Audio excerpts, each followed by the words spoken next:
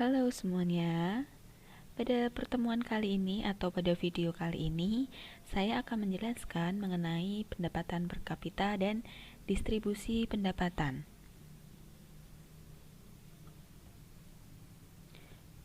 Oke, tujuan pembelajaran kali ini kita akan mengetahui apa itu pendapatan per kapita, mengenai pengertiannya, lalu mengenai cara mencari pendapatan per kapita, lalu mengenai manfaat atau kegunaan pendapatan per kapita bagi suatu negara.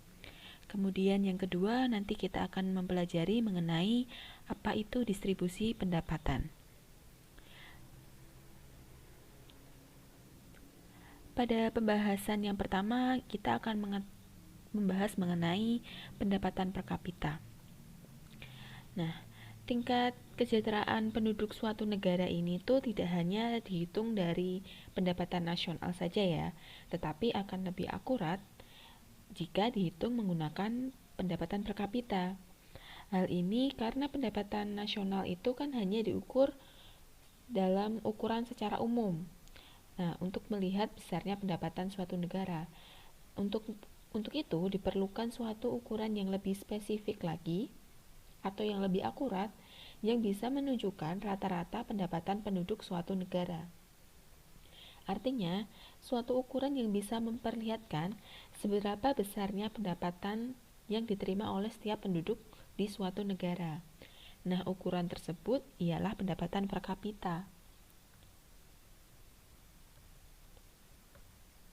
Nah, pendapatan per kapita ini adalah suatu besarnya pendapatan rata-rata yang diterima oleh penduduk atau setiap orang dalam suatu negara.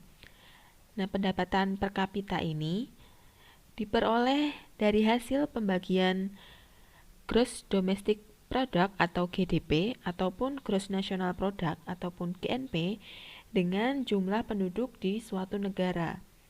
Nah, jadi rumus cara mencari pendapatan per kapita ini adalah sebagai berikut, yaitu GDP ataupun GNP ini dibagi dengan jumlah penduduk dalam suatu negara. Maka nanti akan diperoleh total atau jumlah pendapatan per kapita suatu negara. Nah, berikut ada beberapa manfaat atau kegunaan pendapatan per kapita. Ada beberapa.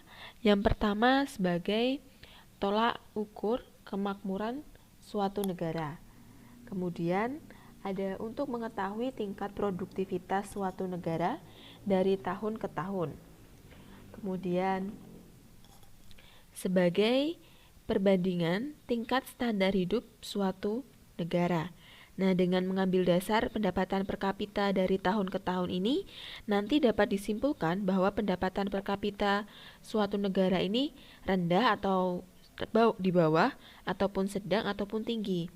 Nah, kalau menurut data yang dikemukakan oleh Bank Indonesia, Indonesia ini saat ini yaitu berpendapatan menengah ke bawah. Kemudian manfaat atau kegunaan lainnya yaitu sebagai acuan untuk atau sebagai data untuk mengambil kebijakan ekonomi.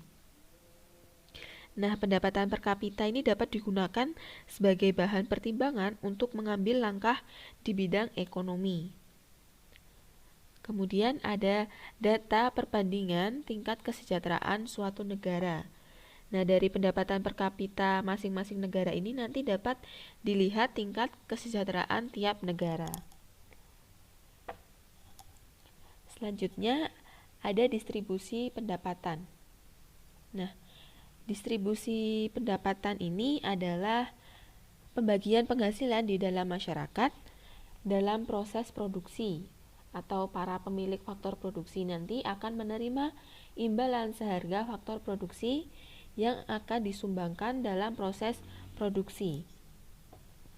Nah, tolak ukur perekonomian suatu negara ini dikatakan berhasil tidak hanya dari besarnya GNP dan GDP yang tinggi saja, tetapi juga harus mempertimbangkan besarnya pendapatan per kapita. Nah, hasil pendapatan per kapita yang diperoleh dengan membandingkan jumlah pendapatan nasional dengan jumlah penduduk, pendapatan nasional yang tinggi tidak ada artinya apabila jumlah penduduk suatu negara ini sangat banyak, karena pendapatan per kapita yang diperoleh ini nanti akan sedikit.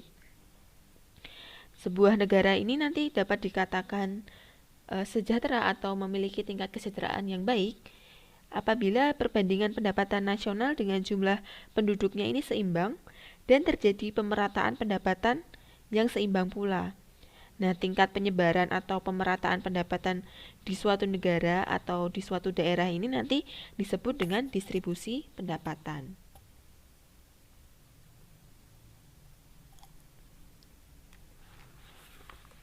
Berikut ada tujuan dari distribusi pendapatan. Yang pertama, untuk meningkatkan taraf hidup masyarakat yang lebih baik. Nah, nanti masyarakat bisa membangun kesejahteraan umum yang lebih baik. Kemudian yang kedua ada memberikan hak dan keadilan bagi setiap warga negara.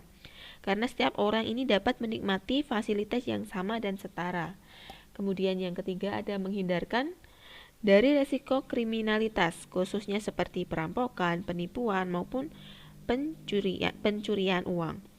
Kemudian setiap orang ini nanti mampu memenuhi kebutuhannya sehingga tindak kejahatan ini nanti dapat dikurangi atau dihindari. Kemudian yang terakhir ada menumbuhkan rasa solidaritas dan sosial yang tinggi antar lapisan masyarakat.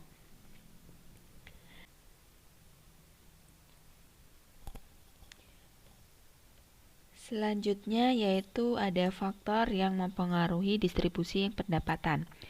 Yang pertama yaitu pemerataan pembangunan di setiap wilayah ini nanti akan berdampak pada distribusi pendapatan. Kemudian ada pertumbuhan penduduk ini juga nanti akan berpengaruh dalam distribusi pendapatan. Karena semakin tinggi pertumbuhan penduduk yang tidak diselingi dengan kenaikan pendapatan nasional, nanti akan membuat pendapatan per kapita ini akan lebih kecil. Kemudian nilai tukar mata uang ini juga akan mempengaruhi distribusi pendapatan. Kemudian yang selanjutnya yaitu ada investasi juga merupakan bagian dari pendapatan. Nah, investasi yang terlalu banyak pada proyek padat modal nanti akan menghambat pendistribusian pendapatan kepada pekerja. Kemudian ada kebijakan pemerintah dalam seperti kebijakan ekonomi. Selanjutnya yaitu penyebab ketimpangan distribusi pendapatan. Di sini ada beberapa penyebab. Yang pertama yaitu pertumbuhan penduduk yang tinggi ini nanti akan mengakibatkan penurunnya pendapatan per kapita yang ada. Kemudian inflasi. Nah, inflasi ini di mana pendapatan uang akan bertambah tetapi tidak diikuti secara proporsional dengan pertambahan produksi barang-barang yang ada. Kemudian yang ketiga yaitu ketidakmerataan pembangunan antar daerah. Nah, yang keempat ada investasi ini yang sangat banyak dalam proyek-proyek yang padat modal, sehingga persentase pendapatan modal kerja tambahan besar dibandingkan persentase pendapatan yang berasal dari kerja, sehingga akan bisa mengakibatkan bertambahnya pengangguran. Kemudian ada rendahnya mobilitas sosial, kemudian ada pelaksanaan kebijakan industri substitusi impor yang akan mengakibatkan kenaikan harga-harga barang hasil industri untuk dapat melindungi usaha-usaha golongan kapitalis. Kemudian ada memburuknya nilai tukar bagi negara yang sedang berkembang dalam perdagangan dengan negara yang maju, sehingga mengakibatkan ketidakelastisan permintaan negara-negara maju terhadap barang-barang ekspor negara yang sedang berkembang. Kemudian yang terakhir ada hancurnya industri kerajinan rakyat seperti pertukangan, industri rumah tangga, dan industri yang lainnya seperti UMKM.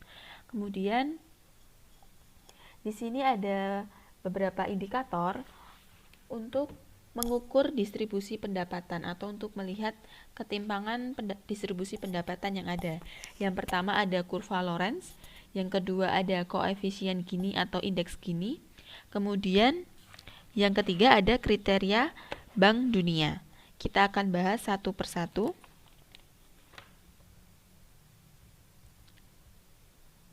Yang pertama kita akan membahas mengenai kurva Lorenz.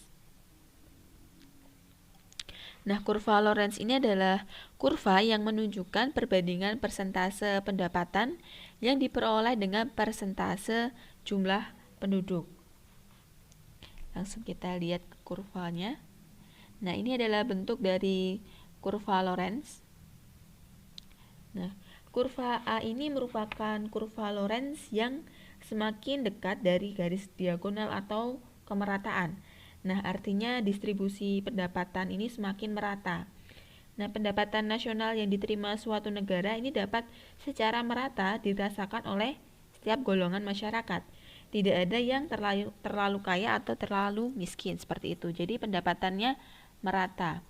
Kemudian kalau kurva B ini merupakan kurva Lorenz yang semakin menjauhi garis diagonal atau kemerataan. Nah, artinya distribusi pendapatan ini semakin tidak merata. Seperti itu. Selanjutnya ada koefisien Gini. Nah, koefisien Gini ini atau juga dapat disebut dengan indeks Gini. Nah, koefisien Gini ini adalah ukuran ketimpangan pendapatan suatu negara.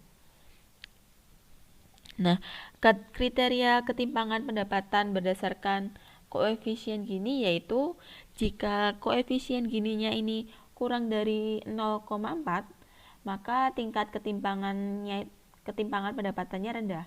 Kemudian jika koefisien Gininya ini sebesar 0,4 hingga 0,5, maka tingkat ketimpangan distribusi pendapatannya ini moderat atau sedang. Kemudian jika koefisien Gininya ini lebih besar dari 0,5, maka tingkat ketimpangan distribusi pendapatannya ini tinggi. Seperti itu. Nah, untuk menggambarkan tingkat pemerataan distribusi pendapatan suatu negara ini dapat diketahui dari grafik yang bernama kurva Lorenz tadi. Nah, kurva tersebut nanti akan menunjukkan perbandingan antara persentase pendapatan dengan persentase jumlah penduduk. Jadi ini adalah koefisien Gini atau indeks Gini. Yang selanjutnya ada kriteria Bank Dunia. Nah, Bank Dunia ini mengelompokkan penduduk ke dalam 3 kelompok sesuai dengan besarnya pendapatan. Yang pertama yaitu 40% penduduk berpendapatan terendah atau penduduk termiskin. Kemudian ada 40% penduduk berpendapatan menengah. Kemudian ada 20% penduduk berpendapatan tinggi atau penduduk terkaya. Nah, dalam menghitung persentase distribusi pendapatan menurut Bank Dunia yang menjadi patokan adalah 40% penduduk termiskin. Nah, kriterianya ini sebagai berikut. Dapat dilihat dalam tabel. Nah, jika kelompok 40% penduduk termiskin ini menikmati kurang dari 12% pendapatan nasional, maka tingkat ketimpangannya yaitu tinggi.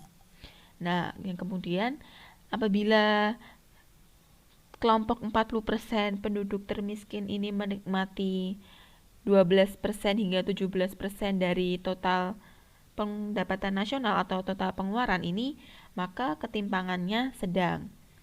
Kemudian apabila 40% dari kelompok penduduk termiskin ini menikmati lebih besar dari 17% dari total pendapatan nasional atau total pengeluaran, maka tingkat ketimpangannya yaitu rendah, seperti itu. Sekian, terima kasih. Sekian tadi itu adalah materi dari saya, semoga membantu. Terima kasih sebelumnya.